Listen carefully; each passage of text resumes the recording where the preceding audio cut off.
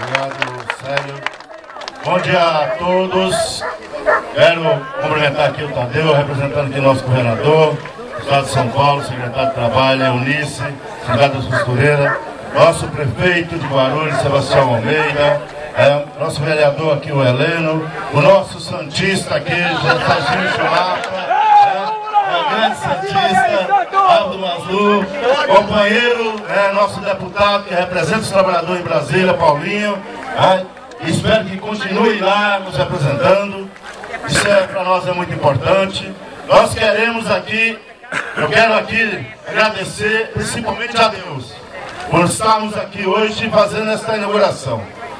Hoje, no mundo tão violento que estamos vivendo, a gente às vezes nem espera que consegue chegar a fazer uma inauguração dessa, em paz, felizes aqui, e graças a Deus estamos aqui trabalhando mais uma vez para melhorar a qualidade de vida do nosso trabalhador.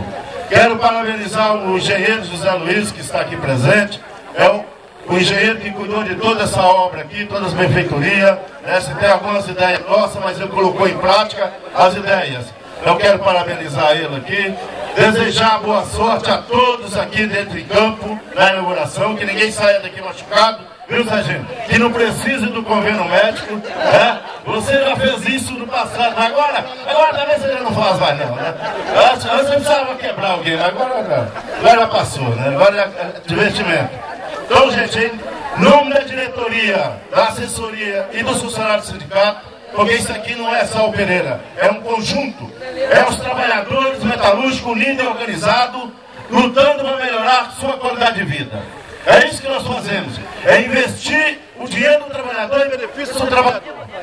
E eu tenho certeza que aqueles sindicatos que às vezes não usam o dinheiro, apregam o dinheiro do trabalhador em benefício do trabalhador, se vier aqui, vai espelhar aqui, vai passar a fazer isso, porque o trabalhador merece ser bem atendido, o trabalhador merece ver aonde vai o seu dinheiro. E muitas vezes nós vemos aí Ministério Público intervindo em sindicato e muitas vezes com o apoio do trabalhador. Eu espero que isso não venha acontecer em Guarulhos, porque o trabalhador está vendo o que está sendo feito para ele e sua família. E nós queremos construir cada vez mais